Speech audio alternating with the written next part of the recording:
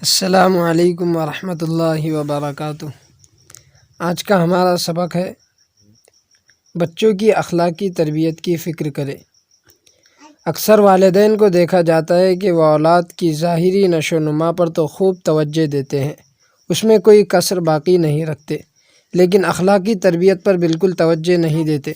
والدین کے لیے ضروری ہے کہ وہ ابتدا سے یہ سعی کوشش کرے کہ ان کے بچے اعلیٰ اخلاق اور قابل تعریف خصلتوں سے آراستہ ہو جائے۔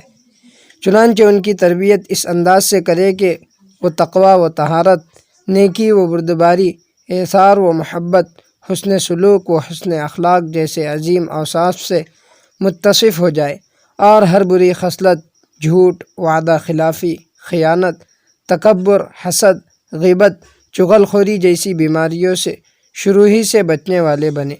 رسول اللہ صلی اللہ علیہ وسلم نے فرمایا: ما نحل والد ولدا من نحل افضل من ادب حسن۔